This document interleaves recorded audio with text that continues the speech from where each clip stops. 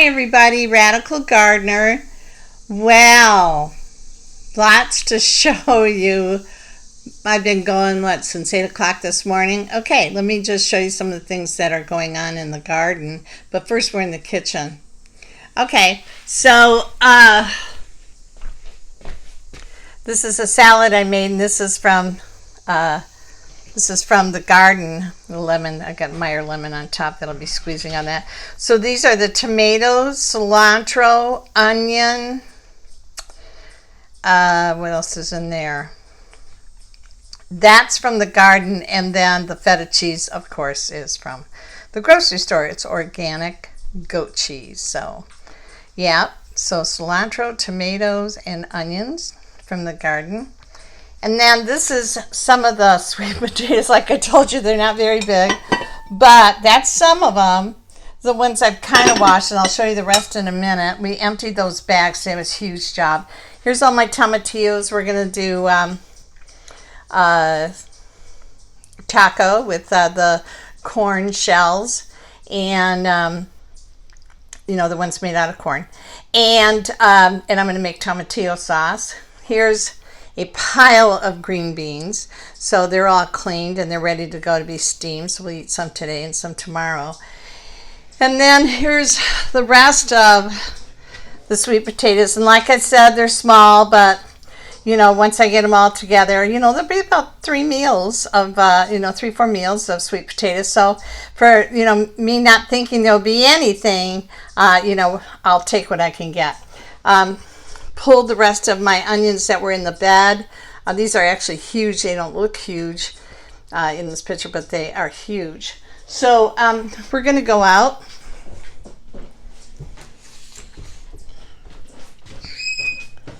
Well, this is a new thing I added. I have this burlap bag now on my door. I love that dragonfly hook. And I keep my plastic bags in there. And when you live in a small space.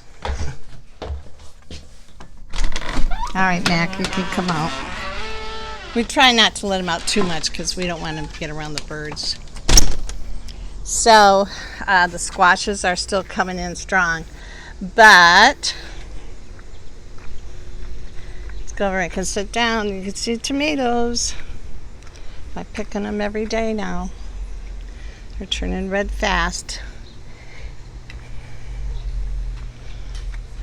Everything's looking good. Everything's looking good. Oh, and I'll have to share with you something that we saw yesterday that was just incredible. So, as you can see,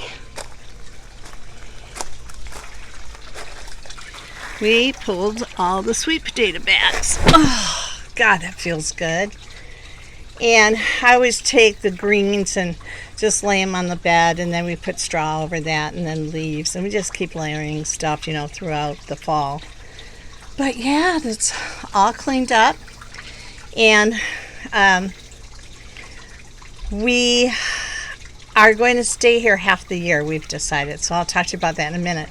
So we're going to get the clay pots are on sale now, so we're going to pick up about 10 clay pots, and we're going to do what I had talked about before. And we've got some flowers that are bulbs that we're going to go ahead and put them in the pots so that in the spring and throughout the summer we have flowers that will just help the garden. All right, so let's talk about what's going on here. All right, so Joe and I talked for a long time last night. And, we sat in the garden for a long time and just, considered many different scenarios for.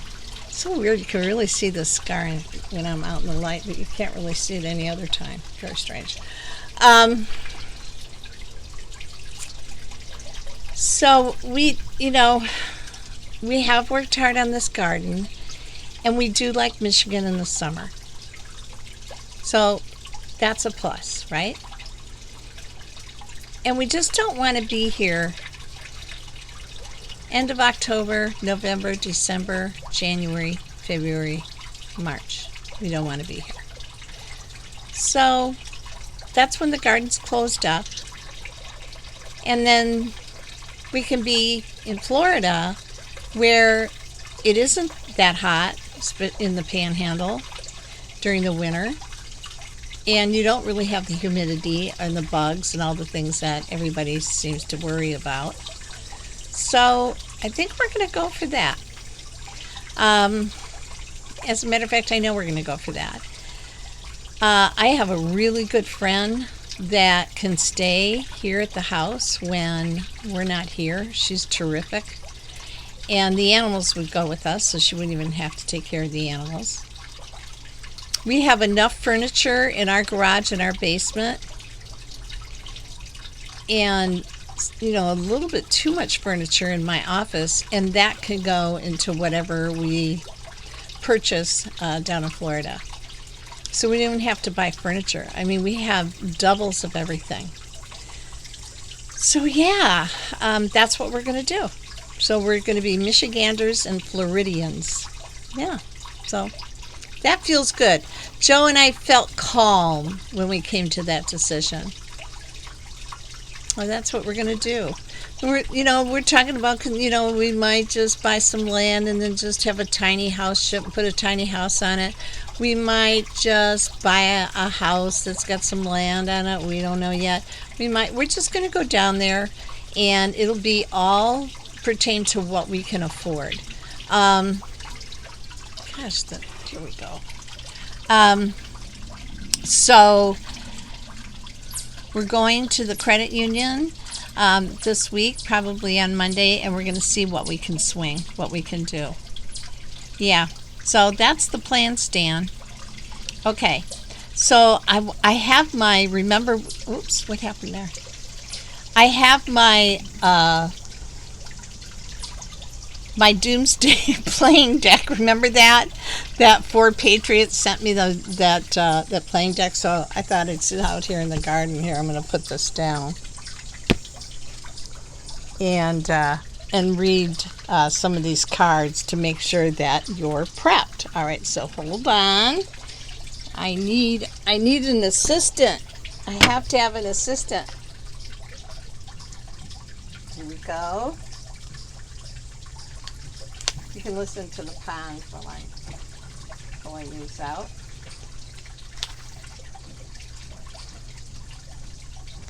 All right. So let's pick up where we left off last time. Yes, it's a playing deck for prepping. Here we go.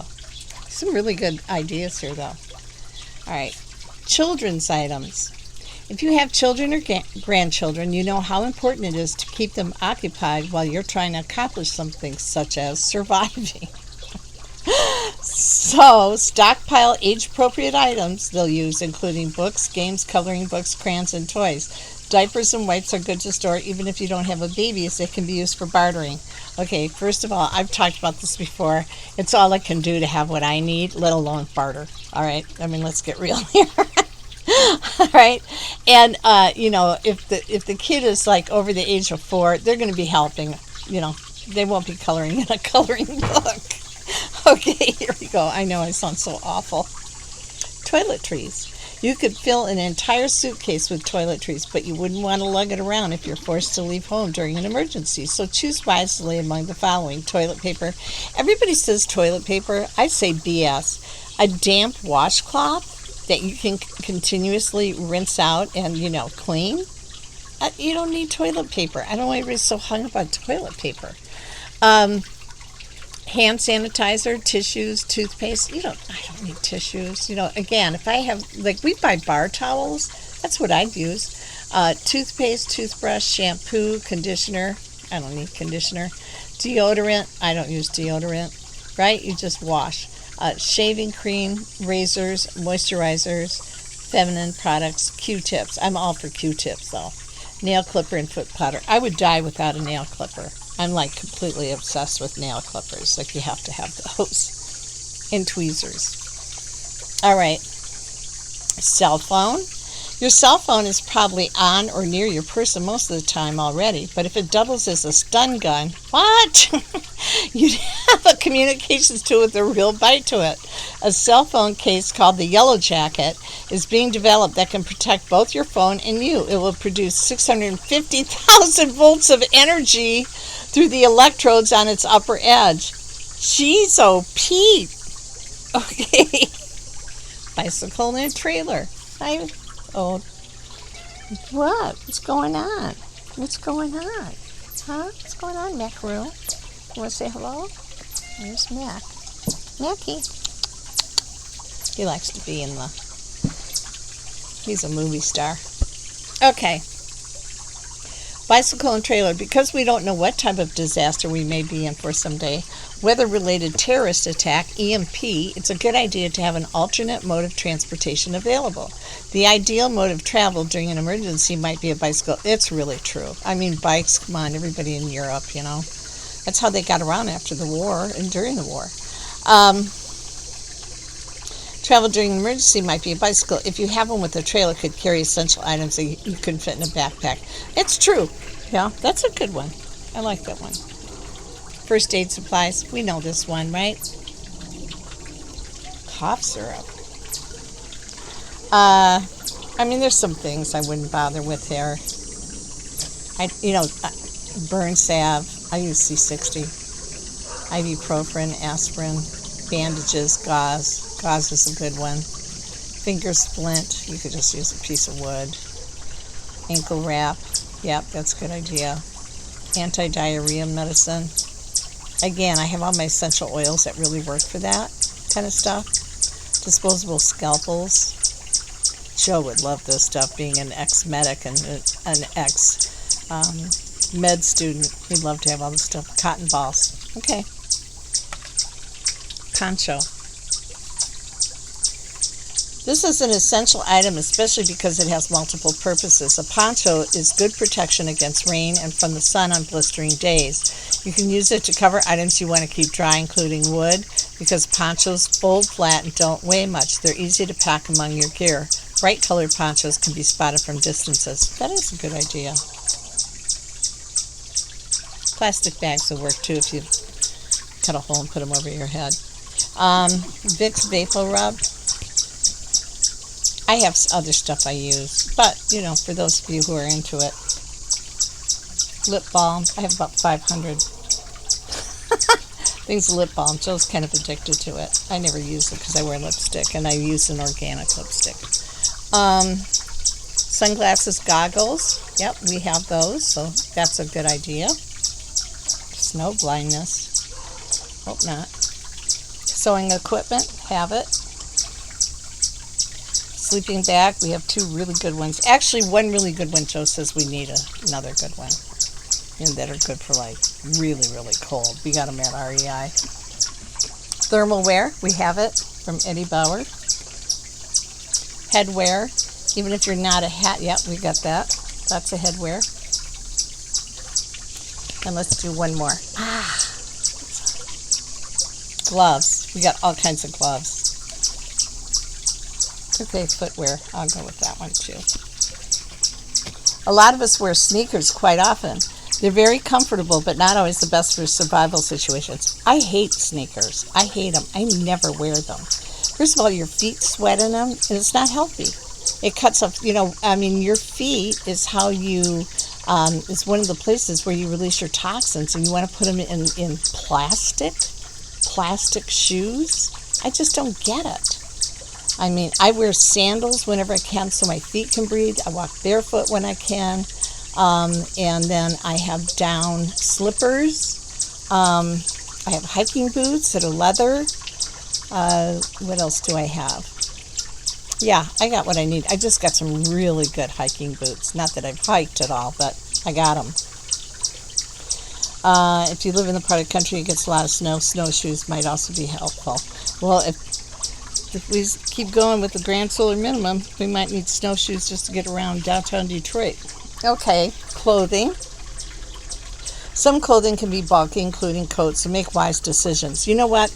I have a coat that is It's like a sleeping bag. It's a down coat. I got it at Eddie Bauer. I bought it online. It goes from the